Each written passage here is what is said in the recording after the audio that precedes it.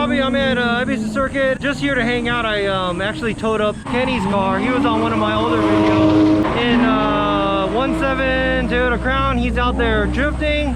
Maybe give him a couple of tips and maybe borrow his car and drive that as well. And I'm also here to kind of go and check out what's going on with the Power Vehicles RC. I heard that he's doing a shakedown.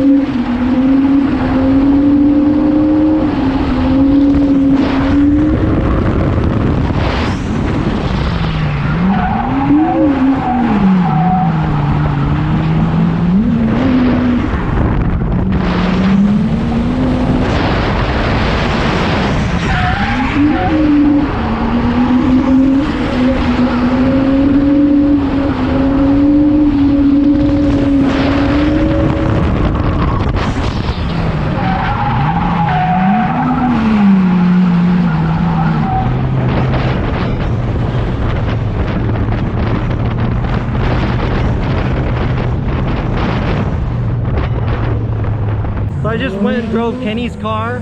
I think he was just being a little bit timid. Just need to get on it a little bit more. So gave him some advice and see how he's gonna do.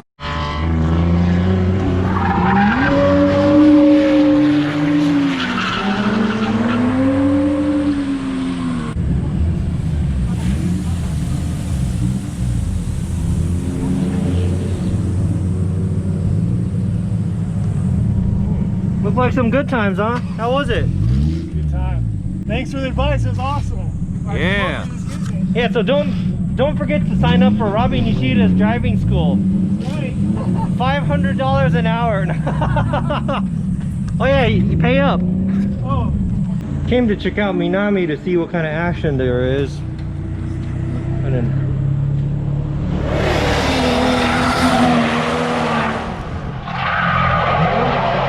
Dude, the whole track is to himself. There's like one car out there.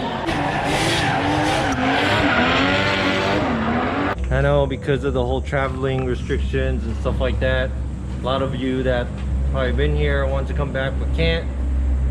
Don't worry guys, Ebisu's still here, so one day I'll be back with a car so I can go driving more. So it's a Japanese holiday this weekend. It's a 4-day weekend, but looks kind of empty, probably because of the whole COVID-19 mess. But I think I came to Ebisu. First time I came here, I was shocked because of just the amount of cars that were here. I remember the Matsuris they used to have, they were up to like 800, 900 cars, and you couldn't even pull into the parking lot. It was crazy. I must have came here when I was like 19 or something like that. So that's like 23 years ago. And 23 years later, there's a lot of changes with the tracks. Small changes, but not major. Everything's pretty much the same the way it was. It was kind of cool. And it's kind of crazy to realize that I've been coming here for the past 20 years, 23 years. Not as often as before. That's a lot of track time, I guess. Dude, you just totally ran that stop sign too. That's a ticket right there. You got the flamingos out here. Yo, nice stereo job too. Hey, it's under construction. Yo, this is like show car quality right there. It's kind of nice to have a 4-door drift car with seats in the back. How's it back there, Joey? Pretty good. Huh? Pretty good. Okay. That's all he says. Good, everything. How was school? Good. Yeah, then I am actually, and here is Power Vehicles. Let's go see what's up at Power Vehicles. So I am here at Power Vehicles. They have some cool cars on the lift. There's that dude Ian from Valino. Came to stop by to get some air for Kenny's car, but now I want to see something else. That's Benjamin's JGA80 FD Japan car. And this is the all new Power Vehicles RC 350, 250, RC something, Lexus RC something. Yo, this car is sick. I heard they're testing today too, so maybe I get some shots of it running, but it's under its own power. Oh, no pictures? No pictures? I'm gonna get kicked out of here in a minute. Now they're very friendly here, and I think I'm annoying them, but they're like, okay. Yeah, it's okay. It's wrong. Yeah, it's that dumbass. Hey James, who built this car? I don't know. No idea. Oh, you guys just bought it? Some goose. Which one? We just Like, bought it that way. that guy and all these other guys that they're not here anymore. Yeah. How many people do you think has been involved in this build? Like literally had hands on. 4 or 5? 4 or 5, something like that, yeah. Dude, so everybody's probably excited to see this. Yeah, it's Like drive under its own power, yeah? All right, so those of you, I'm just going into it. He just walked up, but this is Andrew Gray. He's from Scotland. Yeah. He competes in Formula Drift Japan this year, and he's actually what, like 35-time champion? 33, I think. 33, yeah, 33-time champion. The base car is an RC200. 200. Base, just Oh, because that's okay. what came up at the right money. I mean, we bought the car, it was almost brand new. It's a while back now, and it was water damaged, flood damaged. So we weren't using any parts. It didn't matter which base for us. You know, it didn't make any difference. As long as we had a body shell. Nice. So I know you've always ran the 3.6 Tomei motor, For a while right? now, yeah. So is this the same? Same motor, 3.6. same So engine. Tommy helped us out their engine. Certainly recently, not just for this car, for the car last year, we're using anti-lag to help spool the big turbos we use. I always prefer, a lot of guys go for the smaller turbos, I just love the big power. So we're using the G series turbo, it's a G42 compact, new this year from GCG and Garrett. What we've tested it so far, it seems really good, really responsive. Of course, some guys will say, oh, it's too laggy, and to them it would be laggy, but I'm used to it. And with the anti-lag, it's very drivable, I find. okay, so that means I have to bring my earplugs, or sit far away from because there'd be a lot of popping and stuff. It's not aggressive as some, you know. I think back 2 or 3 years ago it was really aggressive, but these days it seems quite refined. It's not. Yeah, but I think that's something cool for turbo cars, because the V8s had the sound, you know, it's loud and aggressive and stuff, and then a lot of these 2Js kind of lacked on aggressiveness, For sure. the way the car sound, but the anti-lag does definitely help. And we went titanium exhaust this time, 100mm titanium exhaust, so it's got a very distinct sound, different sound I'd say this year. 3.6 VTI, this turbo, this manifold again from GCG with a much more forward set turbo setup, it does sound a bit different for sure. So you already have the whole, it's a very common thing now, the rear radiator's done. Yep. You have a huge intercooler on the front, you got intake plenum. The car was already revealed at AutoSalon this year, For right? sure, yeah. It's just, it took forever because of the whole COVID. Exactly, we Yeah. were short staffed and trying to balance our regular work and car sales, which is our day job, and with building the race cars, sometimes it has to take a bit of a second step back from the race cars to build the normal cars. For this car, we've gone with a Figs Pro Angle kit from the States, and it's one of the earliest prototype kits. I don't think it's actually available so much overseas for purchase yet. But yeah, it's really exciting to use a new setup. A lot of new problems that we're running into with clearances and stuff, but yeah, it seems good so far. How different is it from the 100? I know this one's a front rack, Yeah. your 100's a rear rack. I mean, we've You built still it have to 2J. feel as close to 100 as possible, because for us that's a benchmark. It's a championship winning car. We knew to know about them. So we wanted to make it as close to that as possible, but we appreciate it's a completely new car, 25 years newer. So yeah, I'm very happy with the way it feels already, straight out of the box. You know, it's drifting already. It didn't need a lot of adjustments. We're just sort of fine-tuning bits here and there. So yeah, I'm really excited to get in the new car, and just the way it looks is so modern, so different. The headlights, the taillights, everything about it looks very new as compared to the OGs. It looks baller. Yeah, I'm loving the look of it. So. Yeah. From your experience, let me know what you think. Number one, you're not going quick change. No. Number two, you're using a 4-speed dog box instead of the trend now looks like they're going to using the Samsonas and Hollingers and whatnot, sequential trannies. Yeah. So why is that? Why are you using the I Toyota stuck diff? with parts that we know. There was no point in trying to utilise the RC parts, where there's very few aftermarket options for diffs, etc. Tomy helped us out with LSDs, and I've got every possible final all ready for JZX100. And with it being such a closely related car, the Toyota Lexus thing, it was very easy for us to make it all work. So yeah, we're just sticking with what we know. The G-Force again, same thing. I don't like sequentials. I find that you have to think about what you're doing, whereas the standard H pattern shift for me is best. we've so much power and such usable power bands that we only need third and fourth really on most tracks. We already know the tracks, we know what final we're on, so we're just keeping to what works, not trying to reinvent the wheel. I don't see an advantage in having a 6-speed, having to change gear all the time, short rev, short usable power bands. I like how it works just now, just using throttle control and knowing you've got enough torque in the car. Can you introduce yourself? My name's Ian. I like the color pink. Yeah, I can tell.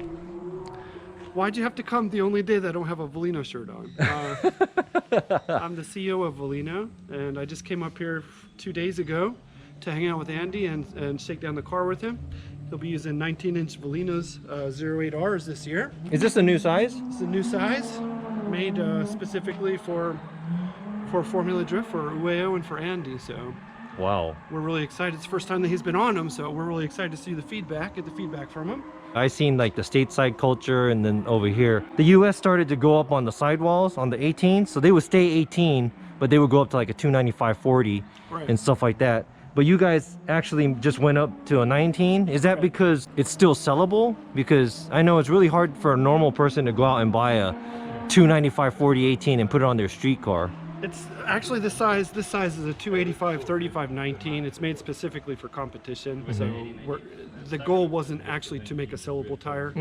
We have to put strength in both competition side of things and the consumer side of things. So these sizes are specifically made for competition. Hey guys, he really sounded like a professional right now. Sounds like he knows what he's talking about. Yeah, from our point of view, we had our wings clipped by FD and last year when they made all the tyre changes, tyre rules, and we couldn't use the compound we were using, so we still want that same level of grip. Hence we went from an 18 to a 19 to try and compensate, and I feel it pretty much does that. So Yeah, I think early testing. I think there's a lot of other tire manufacturers that are going 19 too, because of this. So they want to go more size, if it's like an unusable compound or something like that. But I'm really interested in how it's going to turn out. Yeah, me too. But Yeah, did you drive? Did you drive on it? How was it? Good. We've driven them both at very low tyre pressure and high tyre pressure. Of course, at a higher tyre pressure, when it's sideways, it doesn't pull up as fast as what I'm used to. But at low pressure, there was loads of grip, so I think we'll definitely make it work. I still think we'll be at the top end of the tyre spectrum. For sure. Nice. Yeah, I think the only thing that's left is right here. You know what I'm saying? That's it. Right here, right here. I think he's got it because, like, what is it? 33 championships? 32. Is it? 32. Hey, the number went down a little, you know. No, but we're looking forward to it, or I think everybody's looking forward to it. Oh yeah, it's going to be a great season. Interesting. You know, we're always looking forward to the competition because that's part of drifting. You know? Yeah. Okay. Oh, you know what? I think after this video comes out, the next video is probably going to be me snooping around at FD Japan. So yeah, if you want to see that, subscribe. You'll be busy though, eh? Yeah. You've got a job on that weekend.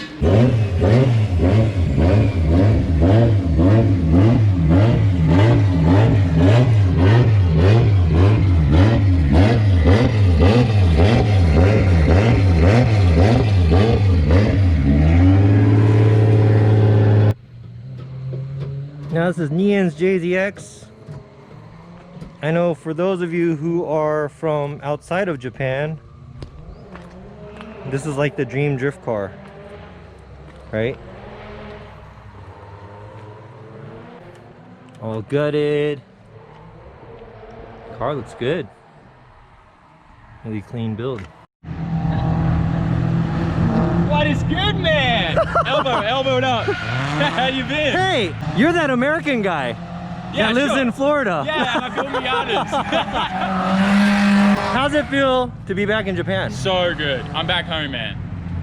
I mean, I'm with my wife. Like, I'm back with my wife. Sorry. Yeah. Which one is your wife? Me or the car? So I don't get in trouble. My wife is my wife. Hey, she's pretty smart though. She's very smart. Oh my god. すごいね. So this is my Skyline. Have you seen this on the channel yet? Oh, I've seen it on the channel. If you haven't seen it on the channel, go to Sammit's channel and look at it. This thing is set up really well. I might let you take it for a drive. No. No? Nope. Okay. You know why? Why? Because I'm gonna end up breaking something, and then people usually say, "No, it's okay, right?" But I feel so bad Next time that we're it's gonna like, do it. no. Next time I have a car and you can drive that, Oh, okay. and I could drive your All car. right, I'm down. Yeah.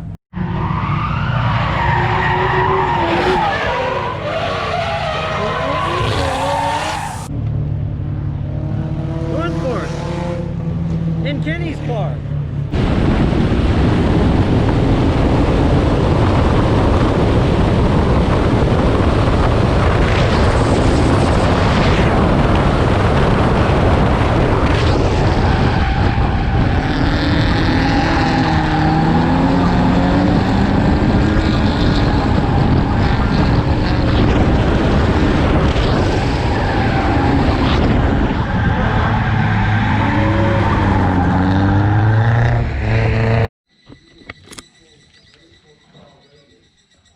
Look at all this tire. First battle scar. Are you proud? Yes, I am. All right, Held up. let's go see what Andy's got. Are you ready to go? Oh yeah. Ready to go? Yeah. Man, it's too bad I'm not gonna be able to see this thing today drive, even though that Scottish guy is like, yeah, come in, I'm gonna test the car today. Everybody's very conscious of everybody else. But thanks for watching. Hope you guys liked it. Don't forget to subscribe and also hit the like button if you did like it. If you want to see this car running, make sure you tune in to next weekend's FD Japan Sugo. There's going to be no spectators. We're going to be doing live stream. This car and a couple other cars that are brand new builds are going to actually be tearing it apart in the track. So let's go check that out with the new rules and everything. It's going to be really exciting. I'm excited. And until I see you guys next time, peace out.